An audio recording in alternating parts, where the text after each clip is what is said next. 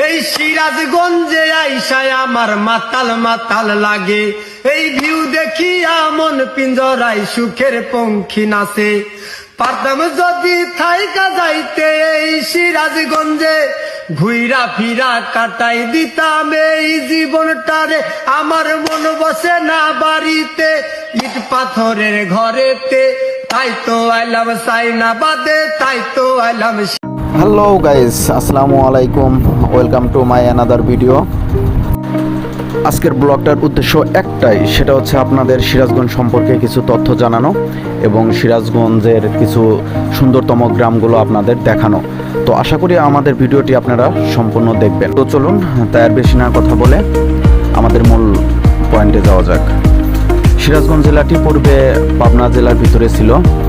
পরে সিরাজগঞ্জবাসীর দীর্ঘদিনের দাবির প্রেক্ষিতে 1855 সালের যমুনা নদীর তীরে গতিতে পরিবর্তনের কারণে সিরাজগঞ্জ থানাকে পাবনা জেলার অন্তর্ভুক্ত করা হয়। পাবনা গেজেটের পৃষ্ঠা নং 43 1875 সালের রায়গঞ্জকে সিরাজগঞ্জের মহকুমা অন্তর্ভুক্ত করা হয়। সিরাজগঞ্জের প্রশাসনিক ঘটনা ঘটেছিল 1984 সালে সিরাজগঞ্জকে জেলা হিসাবে স্বীকৃতি দেয়।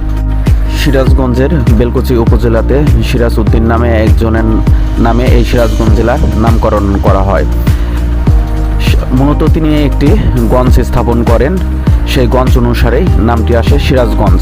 এমন সময় তার নামের নামকরণকৃত সিরাজগঞ্জ স্থানটি পুনরায় নদী বিলীন হয়। তিনি ভূতের দিয়ার মোজাকে নতুনভাবে সিরাজগঞ্জ নামে নামকরণ করেন। ফলে ভূতের দিয়ার মোজাই সিরাজগঞ্জের নামে স্থায়ী রূপ লাভ করে।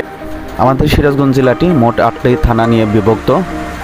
8টির ভিতরে সিরাজগঞ্জ সদর থানা, রায়গঞ্জ থানা, সাজাদপুর থানা, তারাস থানা, উল্লাপাড়া থানা, বেলকুচি থানা, কামারখন্দ থানা এবং গাজীপুর থানা। সিরাজগঞ্জে আপনি অনেক মুখরোচক খাবার পাবেন, তার মধ্যে যমুনার মাছ, শলপের ঘোল, মিষ্টি, দই, ঘি অন্যতম।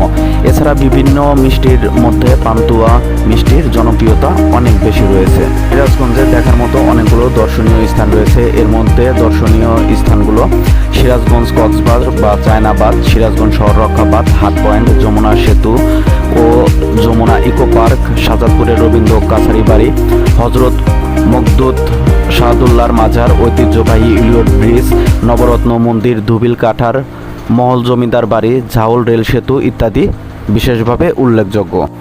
তো চলুন এখন আমরা এই সুন্দর গ্রামটি ঘুরে দেখি এবং আপনাদের দেখাই।